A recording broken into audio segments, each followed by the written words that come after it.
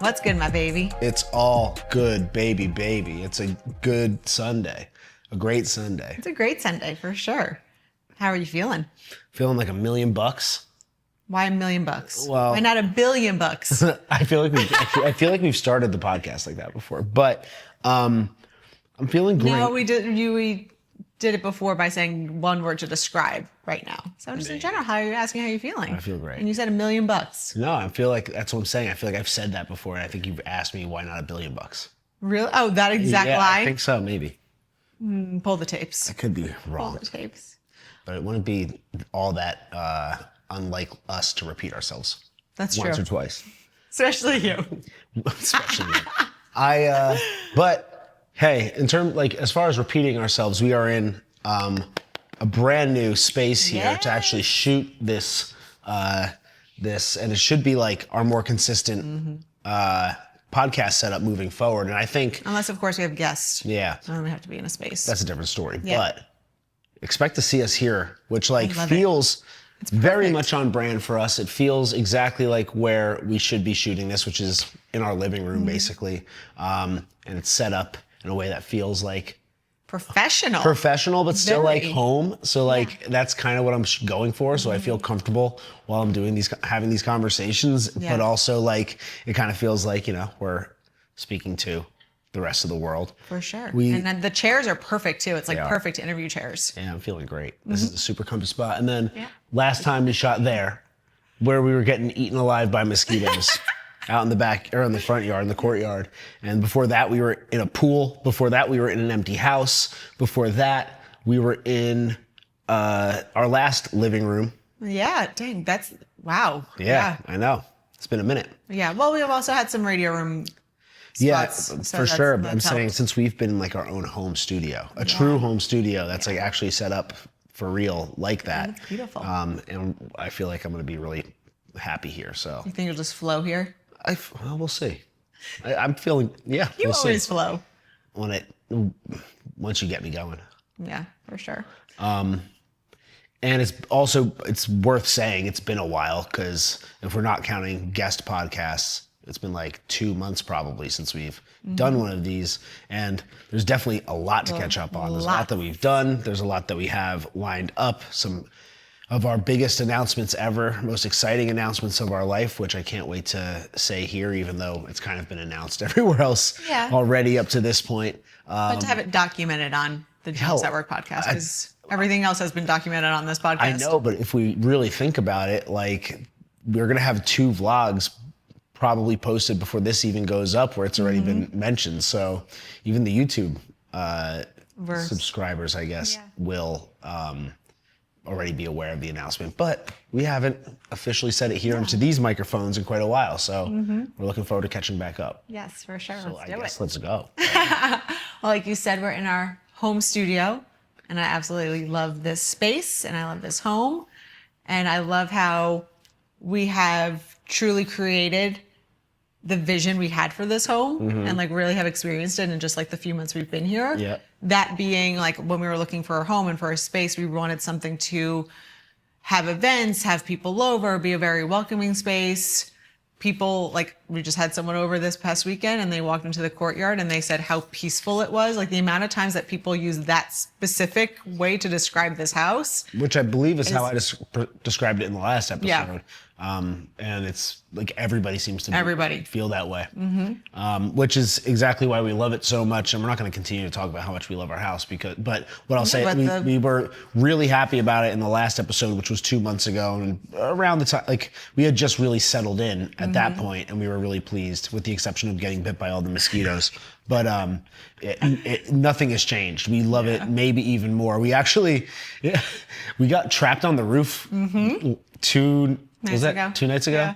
We got trapped on the roof 2 nights ago. That was the first time that ever happened. So that was like the first maybe sort of negative experience that we've had, if you want to call it that. It was actually kind of funny more It than was very anything. funny. And thankfully, a friend of a friend like is in the neighborhood and was able to come by and save us. Otherwise, you were going to guerrilla tear down that I door. was going to have to break the door down. I mean, there's no choice. Like, it's a door to what is, I guess, technically outside, but it's really within the house, because there's no other way of getting out of that room. but it locks from the inside of the house with like a little like push that I never knew was there. Lock that and I go out there every day to meditate. I meditate up there every day and the door is shut. And we've been up there every night. We're always up there. And the fact that we haven't ever even noticed that lock was on the door, that it was so easy to trigger, and the fact that it's never been done before is kind of weird. And then like we were up there with a friend and like shut the door. We were like looking at the view. We're like, all right, let's go down to dinner. And what the fuck? What are we doing? And then everybody was I could see you were like looking for how we were going to jump off the roof. No, I wasn't. I was like, thank God the fans are over here. Let's get the fans on. I'm going to sit down. And I literally said, I'm going to sit down here and let you figure that out. Because like, I was the one who went to turn the handle, and I was like, I looked at you like, I can't get out. Like, something's wrong. I thought the door was broken at first because I had no clue that there was even a lock in it. And then it became pretty apparent that it must have been locked somehow. And I was not going to allow any even talk of somehow getting off the roof. Like, I was like, we're going to get...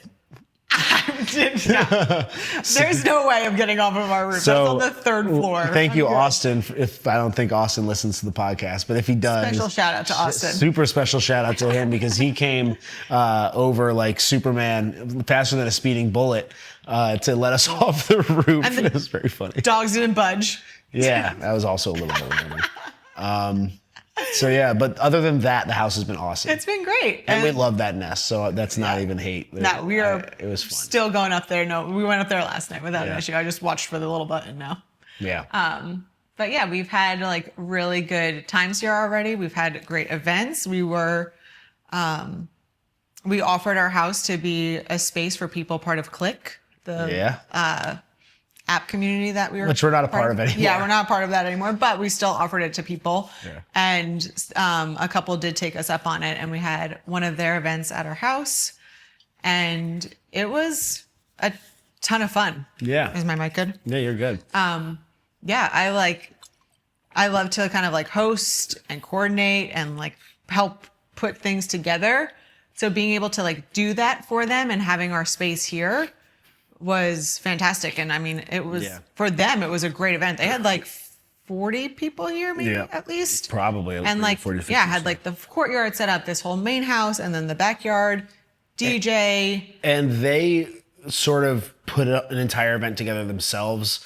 They came over here and we were kind of like helping them lay out the space and maybe like the arrangement of the day just based on like the way it's laid out. And even like they used the nest in a really interesting way where they had people getting massages up there, and because they were sponsored by Breeze, they called it the Breeze Lounge, and they had like all the Breeze drinks up there. It was actually like they had really a giant like Breeze inflatable. It was like perfect. But it was interesting because they throw events, and we got to like kind of watch them do it and then help them lay it out. And then it gave us a lot of ideas for our event that we did next. Like, okay, like this worked. That was really cool. Maybe we can arrange this. We don't really want people all the way upstairs. So we're going to actually like not do that, as cool as that idea was. So it was cool to watch them do it, to help them do it, to see it.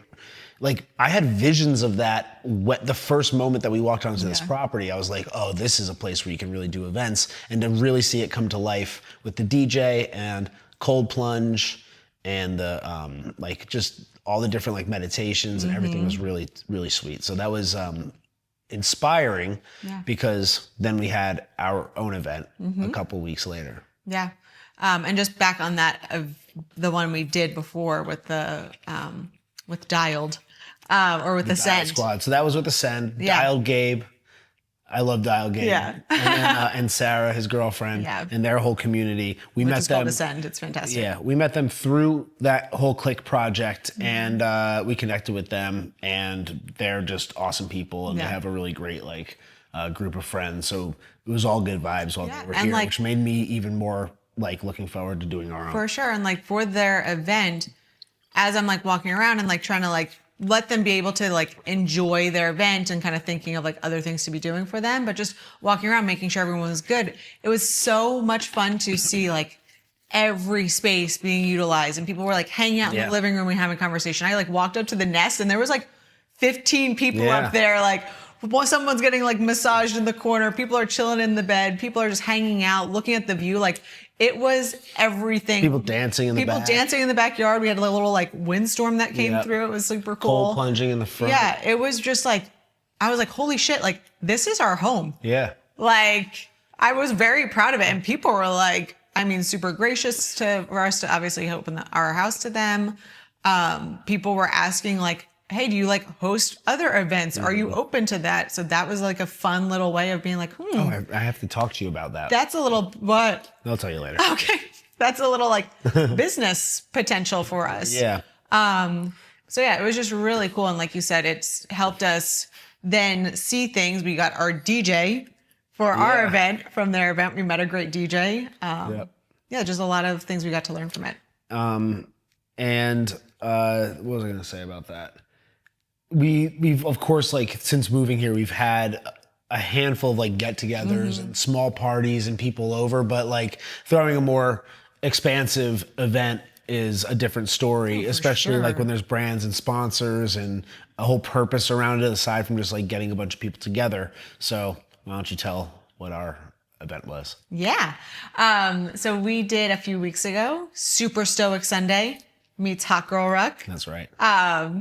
And we had about 50. Like what? Again, I want to if rather than just like do the whole like news report, like if I feel like saying something, I want to say it. So like get for it. Stoic Sunday has been one of the coolest things I could have ever. It's so much cooler than I ever expected it to be. Yeah. And I've said on this particular podcast very soon after we launched it back in like March or whenever that was, that I didn't want it to be cool. And so when I say that it's the coolest thing that I've like ever done, I don't mean like the coolest thing I've ever done. I mean like to me, in terms of like fulfillment and like having an idea that was sort of like a pretty flippant idea. It wasn't even all that meaningful. Yeah. And I just had like enough people like kind of like push me or poke me in that direction. And I was like, I guess I'll do it. Like, it's not going to be that big of a deal. If it doesn't amount to anything, then so be it. And I went in with like so little like expectation and so little even like effort, honestly. Yeah, I think your first day, like, or the day before your first one, you're like, I don't really know what I'm going to talk about just yet tomorrow. Yeah. Like you didn't like, but like it's for you, it's so natural. Like you don't really probably have to put much energy or thought into Especially it. now. Yeah. There was a while, I'll get into that, but like it was like such like a possible like throwaway idea. And when I say that there was no expectation, or when I say that there was no like effort behind it, that doesn't mean that there wasn't like passion behind it. There was. I really wanted to do this, but I didn't really know like how or what the process was going to be or what it would look like. I was just like, I want to gather guys to meditate and talk about these like topics that you don't really talk about with a little more like intimacy and like personal touch. And now it continues to grow. The same people keep coming back. There's new people, there's new faces all the time, and new faces of people being referred. And a lot of people like genuinely making it a part of their routine because they're getting real value from it. Yeah. And like the community that's forming within, like outside of like anything that I'm doing, like outside of like any effort that I'm putting in. I kind of like coming in, being a catalyst for the discussion and just running the meditation, and then just sort of like disappearing while they kind of continue to go. And it's like really becoming that. Like you could see like friendships forming and for sure real meaningful conversations happening. People coming there because like they genuinely like need it that week, which is really powerful. Yep. And then like coming back because they realize how much it helped them previously. So I wasn't really planning on talking about this, but I think it's good because I think that plays into the event. So we had the Super Stoic Sunday men's group here. They all met here and y'all did the meditation in the courtyard. I had women come over and we did a hot girl ruck, like down to Desnudo on the trail and then back.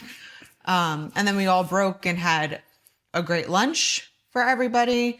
We had a DJ. We had cold plunge and sauna. We had yoga led by our friend MK. We had food. I said lunch. Right? Oh, sorry. Yeah, it's all good.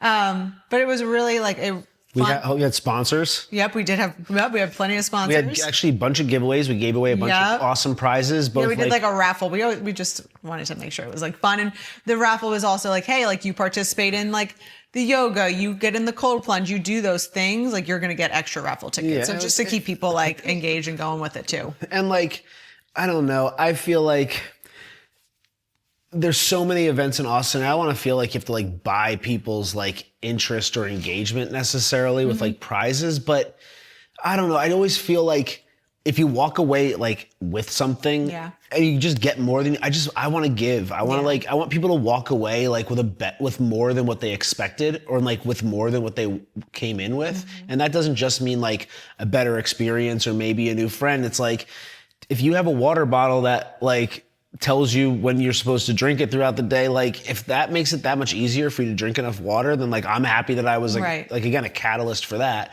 And like if you get a like free piece of jewelry from Fine Weld Jewelry, for example, and now like you get something really cool, and now my good friend who's running an awesome business that she's like built over the last couple years gets like a shout out in front of 50 people.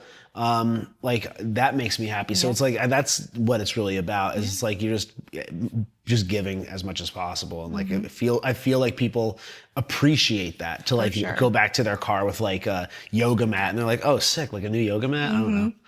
Yeah. So I don't know. That's how I feel about it. But no, I think it was good. I mean, it was fun. It was like how we also ended the day. It was like before everyone leaves, like let's do the raffle. So it was like a fun little. And it gave people a reason to stay around to the end. That was like my real incentive, to be honest with you. I was like, it gives people a reason to stay the full time.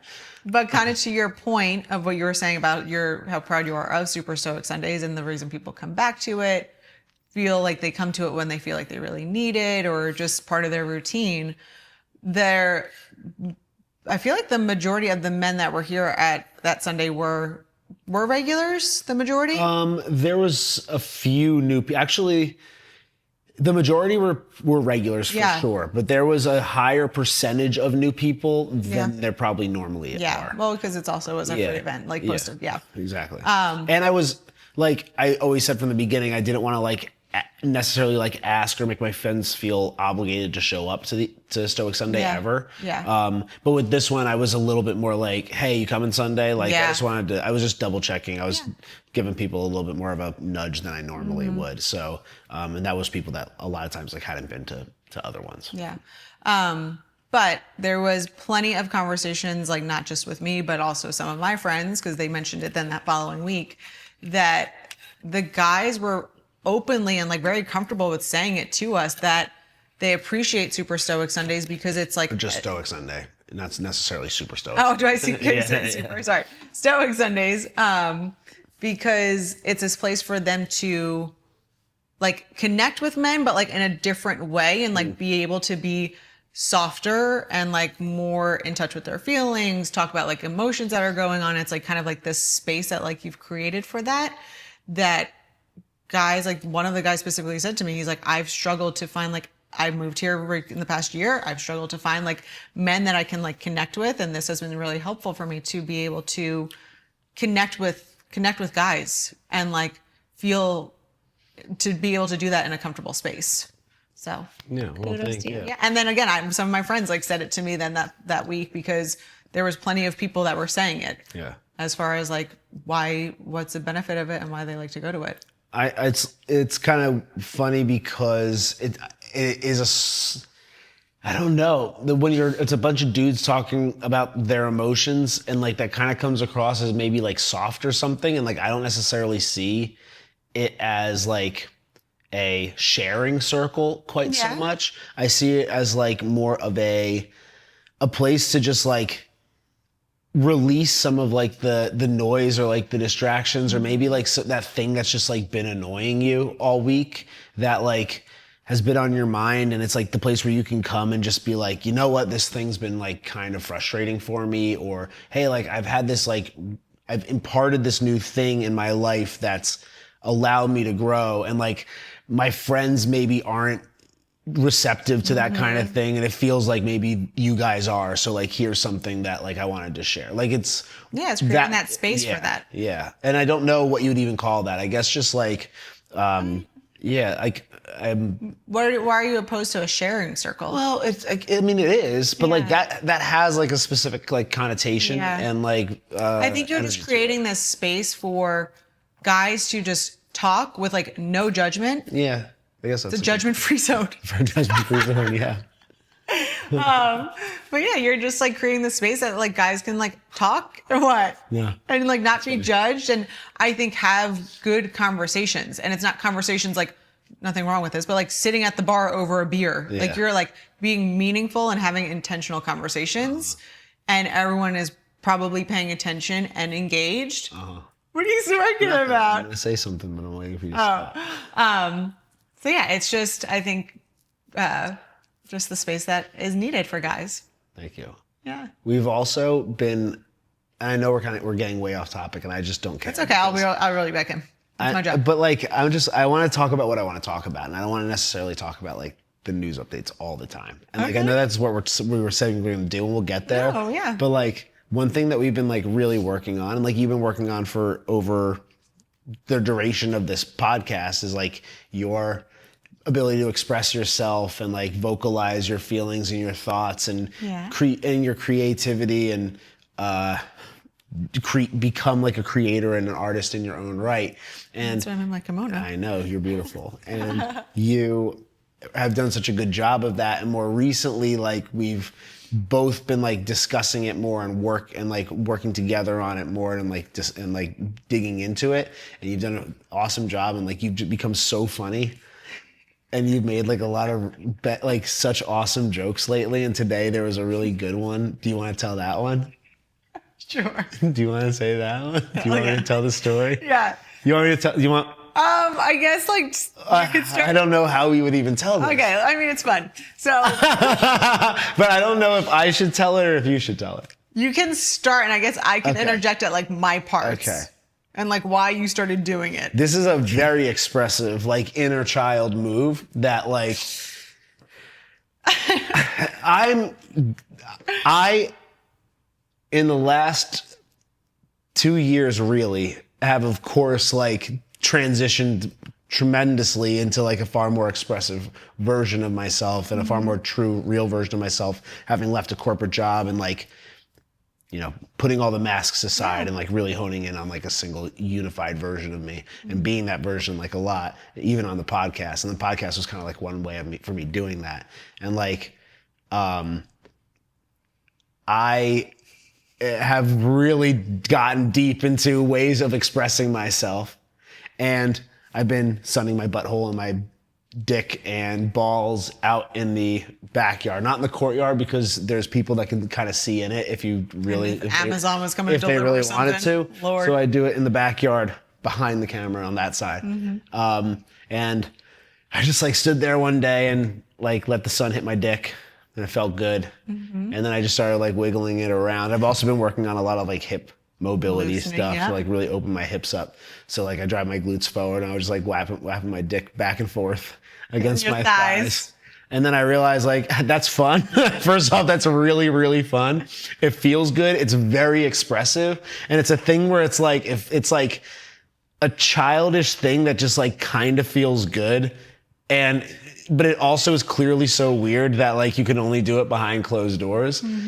But now everyone's gonna know. And now everybody knows, but I don't have to like, you're not gonna see it. No, but what I do is a couple times, almost every day when I get in the shower, I do that in the mirror, just slapping it back and forth against my thighs like this.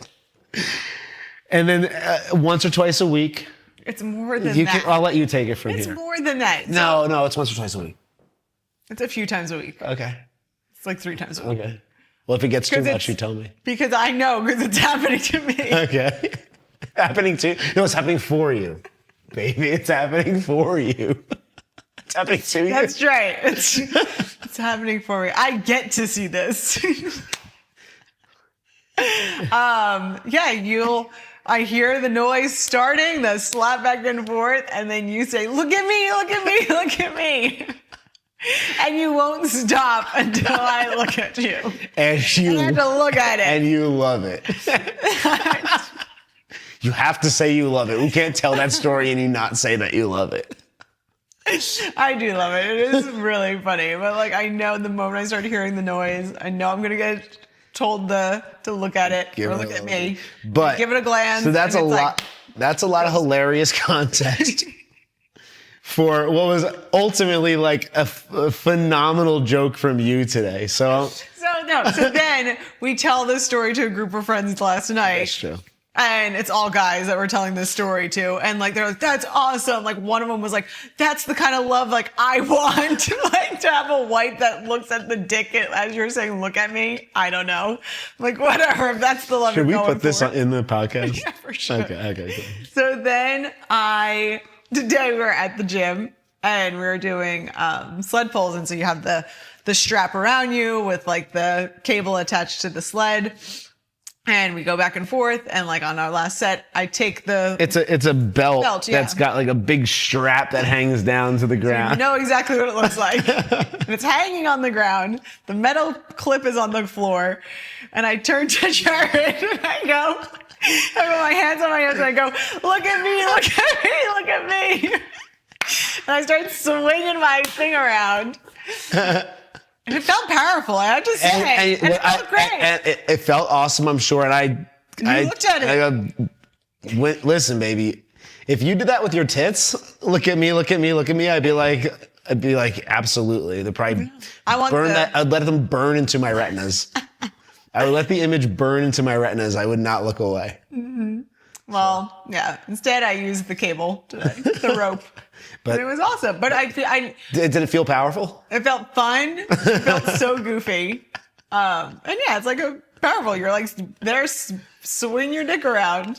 Nothing more powerful than that. Nothing more powerful. Big swinging dick. Except for probably big tits being swung around. When we're done here, we'll pop that kimono off. Sounds good. All right. Back on track. Back to the event. Fun tour. Back to the event. But so we were planning the event for originally it was going to. Can we clip that one? I think so. Okay. For the Click app partnership, whatever we were doing, and then we stepped back from Click, but we were like, oh well, we still want to put on an event. It'll be a good time. Like let's do it. And it was kind of lining up perfectly with our announcement. And so we used the event to really celebrate and announce our big news, which is there's no drum roll because again, we've said it everywhere already, but we are now officially the owners of a personal training gym in East Austin called the Focus Room. It is not just a personal training, physical fitness gym. It's going to be an all-around personal development center where whatever goal you look to accomplish in life, whatever habit you want to impart, whatever type of coaching, accountability, structure you want to ultimately build the life that you want, you have to build that into your day. And this is going to be a place where you can show up and get the tools, the guidance, and again, the accountability necessary to hit those goals, whatever they might be. And we'll give a lot more details as far as like what that might look like throughout the course of this conversation. Yeah. But so yeah, how did this dream become a reality? Well, I mean, I'm not going to go all the way back, but no, we've already been through through all the gym stuff in all the other episodes. If you haven't, like, subscribe, comment, and go back through the archives. Yeah. Literally, the first episode is about the history leading up to opening a gym, but then not opening a gym. And it's been about almost 2 full years. Yeah. Actually, just about 2 full years from the time where we knew that was going to kind of fall through. Yeah. And we, again, have documented every step of the process as far as how we've built our business and our lives ever since, including starting this podcast here. But one thing that has been happening in the background has been looking for another facility.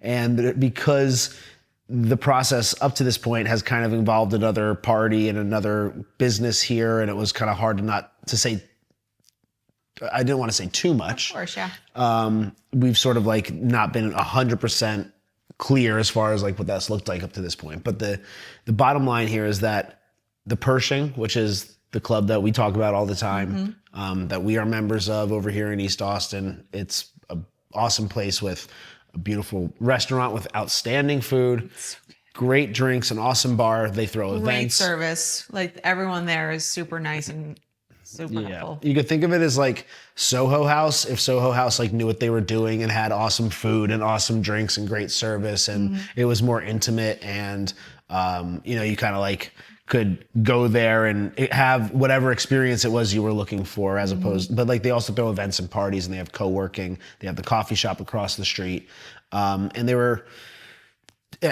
looking at a variety of ways to expand, and one of them was a gym or a fitness facility, or at least like building some sort of like wellness program into what they do, or a more expansive wellness program into what they do.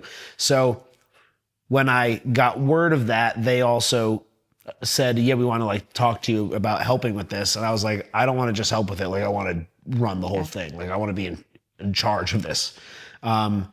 Which was like kind of aggressive, I guess, but like I just was like, not like I was unashamed. I was like, I'm going for it. For sure. And then things kind of like slowed down. I didn't hear much. And then was one time we were just there for dinner. I was like, I'm just going to ask. Like, I was like, yo, Damien, he was the GM at the time. Like, what's going on with the gym? Like, what's happening there? He's like, you know what? We're probably going to have to figure that out here soon. Like, let's meet. So few meetings with him and Kyle and a lot of like the management staff there over like the course of a couple months, just like putting the pieces together, what it would even like possibly look like. And then I guess had done enough to get to the big boss, Kip. Kip McClanahan is one of the head partners at Silverton. So venture capitalist guy. He's the owner of Pershing, along with a few, I think like smaller tier investors up to that point. And we were working through what a gym would potentially look like, and like what it would look like for them to build it or for me to build it, or where it would be. And it was a whole lot of back and forth in terms of like identifying what that would look like. And of course, like revenue models and business plans. And I think like a very important piece to like say to the audience is like persistency was key here. Just persistence, whatever. Being persistent. Persistence and consistency. There you go. Yeah. Persistence and consistency was like crucial here. Because if you're like, oh yeah, like I want to like be part of that, and then like you never asked the questions, you never like followed up as much as you did. Yeah. And like, I mean, you were flat out like, you said it to Kip like on the phone like multiple times, like, okay, well, no movement on this, but in a month, just so you know, I'm gonna like reach back out to you. Yep. Yeah, and he like complimented that. He but was like, that's the salesperson in me. Like I am a relentless follow-upper. Exactly. And I am about that with like everything. Yeah. Like with all my life. Like there's always a follow-up. Like you don't get away without like you either give me a yes or a no. Like there is no like middle ground. So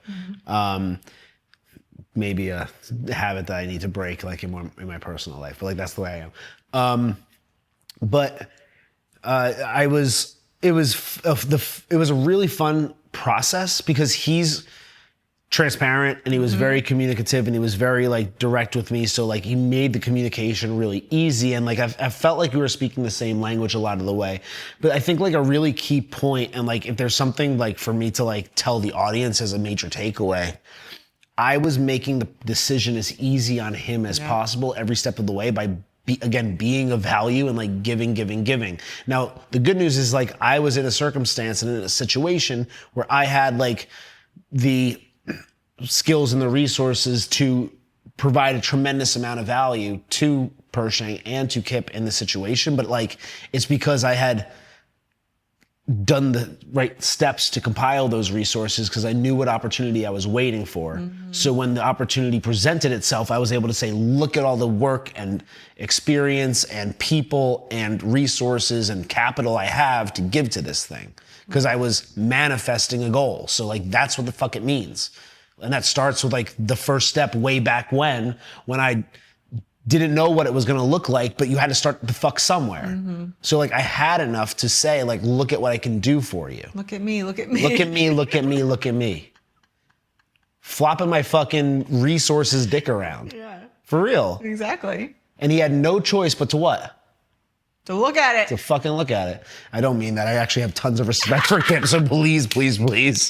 That is not how I mean it whatsoever, but like, kinda.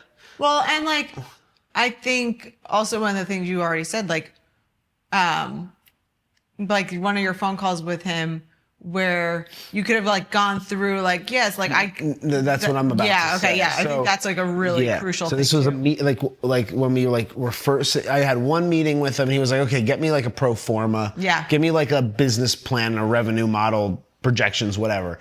And like VC guy, so I know what he's looking for and I can, and he's even said, of course it's always just it doesn't mean anything, but at least we have like some starting point.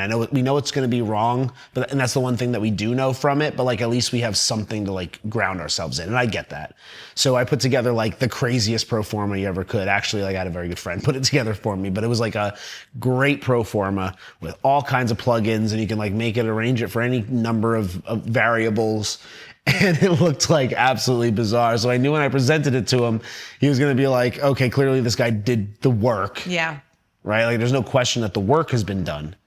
But I ultimately knew also that like he knew that those numbers were all bullshit, the same way that I knew the numbers were bullshit. So like, what are you really looking for? So before I even it was the meeting to sit down and look at those numbers, before we even started, meanwhile, of course, I looked at the thing for a week and then I was like ready to discuss it. And then on the way over there, I realized like this is not what the conversation should be about. So we sat down and I go, before we even like dive into this like ridiculous spreadsheet, do you want a gym here? Yeah. Like, how do you feel about the idea in general? And he was like, well, it's interesting to me. Okay, like let's dive into that. What does that mean? Like, I'm trying to get into his head because like if he just isn't really interested in a gym, then like nothing on the spreadsheet's gonna matter. Yeah. So it's not about that. It's about like, how do you feel about this? And like, what are your hurdles and your hiccups? Mm-hmm. So where's the hesitation? Yeah. What are his concerns? It's interesting to him. He doesn't know how it would make money and he doesn't know how much money he wants to put into it. So I was like, okay, what if it was just all my money then? Yeah. Okay. What if you just gave me the space? Your members get access to it. I am doing all the work to run it. And I just tell you, and like whatever we turn out, like you're getting a cut of it, so you're making money on it.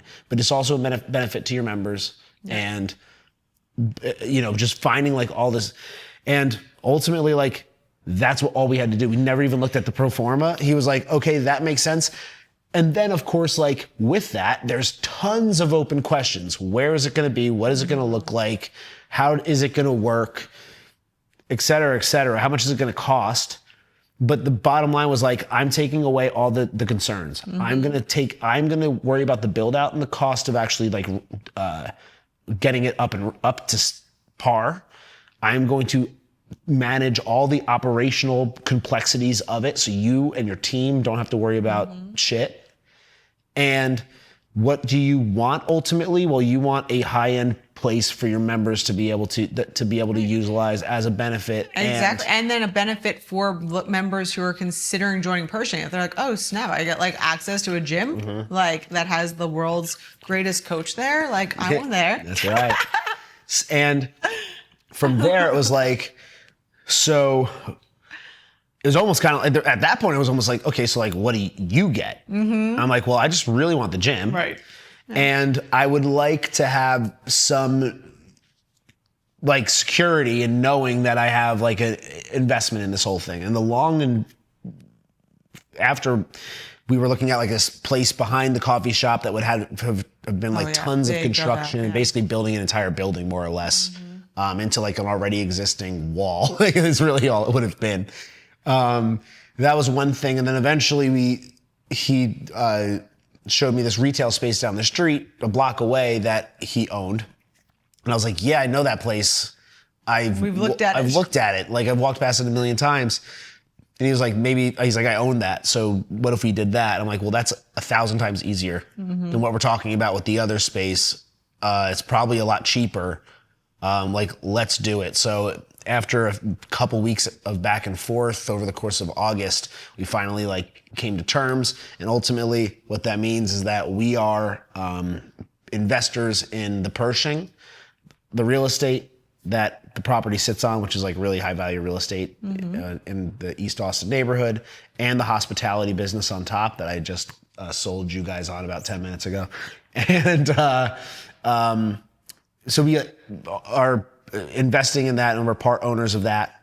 And then they gave us that retail space, 700 square feet, to build out what will be the focus room. Their members will have access. Of course, I can talk to their members about discounted personal training services through us or through other coaches that we have. And what else? I guess that's like, how is this going to differ? We have the space for the next 5 years. Yeah. How is this going to differ from the other gyms and the other gyms here on East Austin? Okay, so this is a fun question. This is a fun answer. And we'll see if I can muster like the energy to really like go hard into it. You but don't have to go super hard. I'm not going to. Yeah. So maybe we'll start with what the focus room is not. Okay. Okay, so the focus room is not like an open gym, like a Gold's or like a Lifetime or like a Squatch where you just walk in and you can just have free reign at it. It is personal training. So like, it's not like a class gym where it's like Orange Theory or F45, like cycling going through. It's not like big group classes where everybody's jumping around and like giving high fives and like going crazy for no reason. And like, there's not really like a rhyme or a reason to the class. Where you're just like, and like, listen, I'm being kind of nasty because I've been making nasty. I've been like thinking about this and I've been writing it out and thinking about it a lot. But like at an F45, all you're doing is you're like jumping around for 45 minutes and really you're breaking a sweat, you're getting your heart rate up, you're burning calories. It's fine. But like most people, like their goal is to lose fat and gain muscle. It's a vague goal. So if you have a vague goal, then you can go and do a pretty vague workout like that. Because yes, if you're jumping around and getting sweaty for 45 minutes, sure, you're going to probably lose fat and probably gain muscle, but it's really not all that intentional. But it's better than nothing. So I'm not shitting on it. I'm just saying like that serves its purpose. The problem is like that's what most gyms are. Is like even though I don't care what workout class you go to at whatever gym you go to, chances are I can guarantee you it's like a very unintentional like programming. It really like isn't designed to actually make sure that you're doing it correctly and getting anything out of it aside from like the sweat and like maybe a little bit of a pump. It's not really designed to help you achieve any meaningful goal. And again, like I just am not a fan of like the rah-rah shit and the high fives for no reason. It's like you get high fives when like you accomplish something and when like you do something that like deserves a high five. Like that's the way I feel about it. And that's the way I feel about like the way I bring myself to my day. And it's how I feel about the way that you achieve your goals and the way that you find success, whether that's in the gym or whether that's in your career, whether that's in your relationship or whatever. It's like you need to push yourself and you need to like be intentional about how you're showing up. And that's why this isn't a jungle gym where you're jumping around.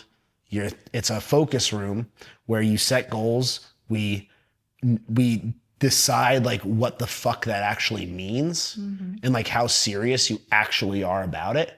And then we put a meaningful plan in place to achieve it. And again, that doesn't necessarily mean just physical fitness, but because I believe that physical fitness is the foundation of who you are in your life, and you only have as much energy to bring to your day as the energy in your body, because this is what we're bringing to our day, our physical fitness, our physical energy, our mental energy, our emotional energy, our financial energy, those resources that I said I compiled to bring to the table, to Kip, like you build those day in and day out. On top of like what the focus room is not in terms of a gym, like as a hybrid coach or as a life coach, like there's a reason why it like I kind of cringe when I say that I'm a coach. And there's a reason why I've started billing myself as Austin's greatest coach. I think I'm probably the greatest coach, like period, quite frankly, but like I'll stick with Austin's greatest coach for now. I said world's greatest coach. I I am. I'm world's greatest nurse, so like you gotta be world's greatest coach. You are. And I have the ornaments to prove it. I know. Yeah. If the number of world's greatest nurse ornaments is the actual indicator of who's the world's greatest nurse, there's no doubt that you take it all. Thanks, Mom. Yeah, she's proud of me. That's awesome. I told you you're funny. Like, there's a reason why I cringe around like the life coach thing. It's because like there's so much and I've said this so many times. The coaching, the quality of coaching in general, but like specifically what I see in Austin is like appalling. It's disgusting. People who can't get their own shit together are telling other people how to get